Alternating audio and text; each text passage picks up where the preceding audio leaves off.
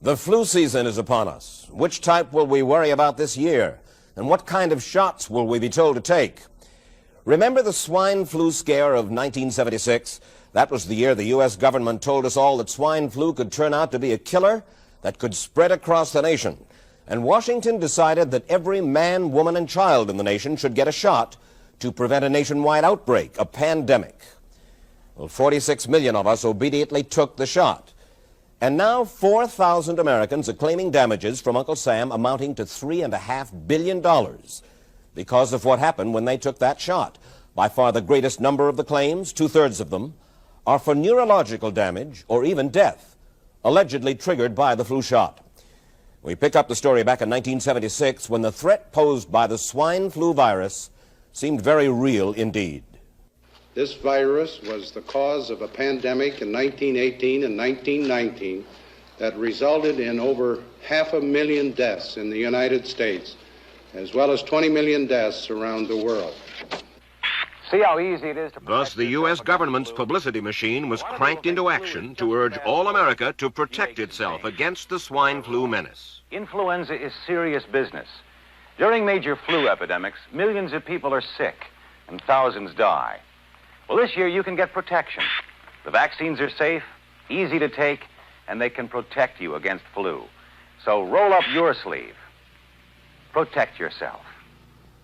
One of those who did roll up her sleeve was Judy Roberts. She was perfectly healthy, an active woman, when in November of 1976, she took her shot. 2 weeks later, she says, she began to feel a numbness starting up her legs. I joked about it at that time. I said I'll be numb to the knees by Friday if this keeps up. By the following week, I was totally paralyzed. So completely paralyzed, in fact, that they had to operate on her to enable her to breathe. And for 6 months, Judy Roberts was a quadriplegic. The diagnosis? A neurological disorder called Guillain-Barré syndrome, GBS for short. These neurological diseases are little understood. They affect people in different ways. As you can see in these home movies taken by a friend, Judy Roberts' paralysis confined her mostly to a wheelchair for over a year. But this disease can even kill. Indeed, there are 300 claims now pending from the families of GBS victims who died, allegedly as a result of the swine flu shot. In other GBS victims, the crippling effects diminish and all but disappear. But for Judy Roberts, progress back to good health has been painful and partial. Now, I noticed that your smile, Judy, is a little bit constricted. Yes, it is. Is it different from what it used to be? Very different.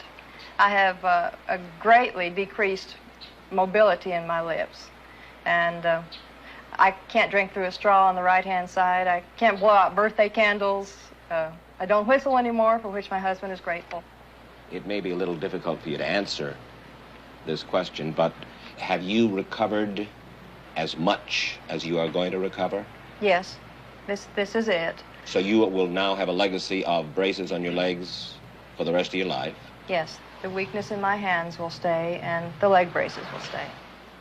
The rationale for our recommendation was not on the basis of the death of a single individual, but it was on the basis that when we do see a change in the characteristics of the influenza virus, it is a massive public health problem in this country. Dr. David Senser, then head of the CDC, the Center for Disease Control in Atlanta, is now in private industry. He devised the swine flu program, and he pushed it. You began to give flu shots to the American people in October of 76. October 1st. By that time, how many cases of swine flu around the world had been reported? There had been several reported, but none confirmed. There had been cases in Australia that were reported by the press, by the news media. There were cases in... None confirmed.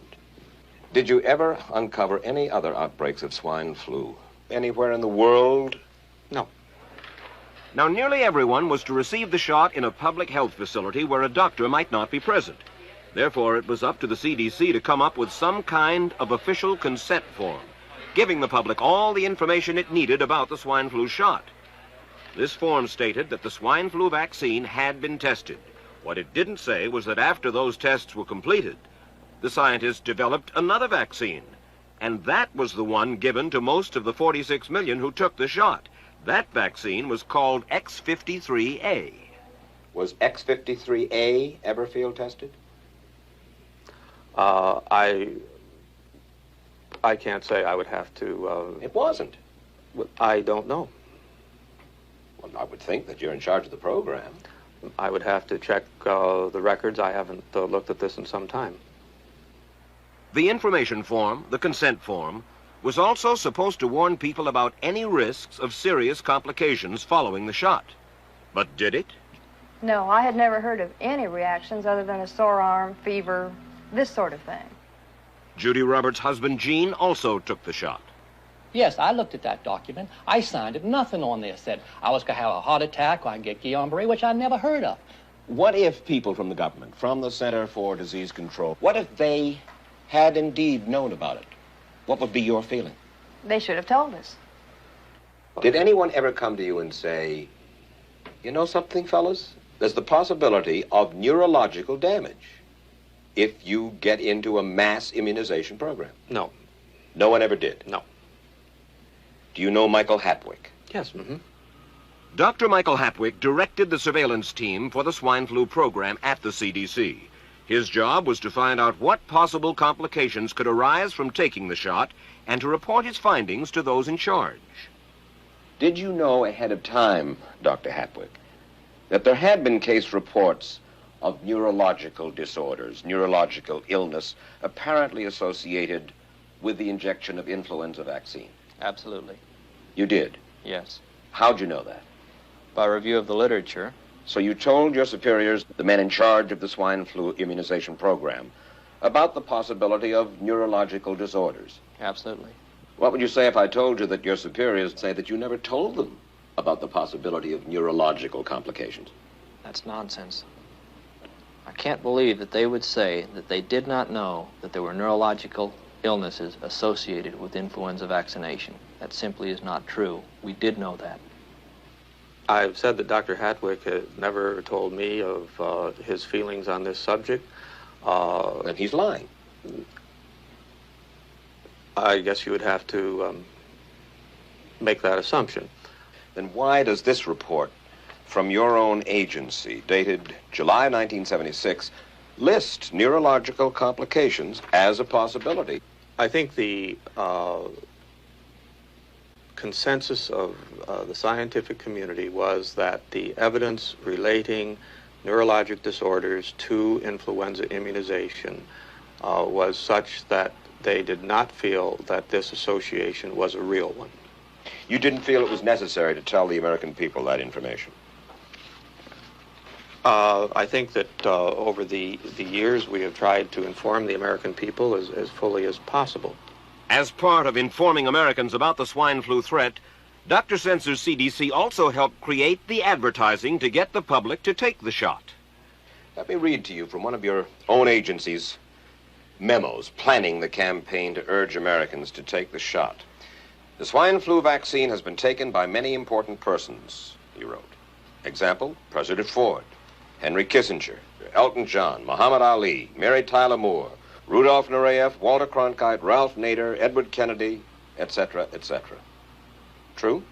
I'm not familiar with that particular piece of paper, but I do know that at least of that group, President Ford did take the vaccination. Did you talk to these people beforehand to find out if they planned to take the shot? I did not know. Did anybody? I do not know. Did you get permission to use their names in your campaign? I do not know. Mary, did you take a swine flu shot? No, I did not.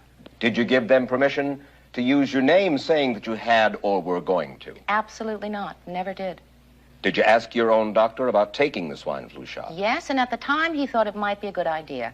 But I resisted it because I was leery of having the symptoms that sometimes go with that kind of inoculation. So you didn't? No, I didn't. Have you spoken to your doctor since? Yes. And? He's delighted that I didn't take that shot. You're in charge. Somebody's in charge. This is your advertising strategy that I have a copy of here. Who's it signed by? This one is unsigned. But you'll acknowledge that it was your baby, so to speak. It could have been from Department of Health, Education, and Welfare. It could be from CDC. I don't know. I'll be happy to take responsibility for it. It's been 3 years now since you fell ill with GBS, right? Right. Has the federal government, in your estimation, played fair with you about your claim?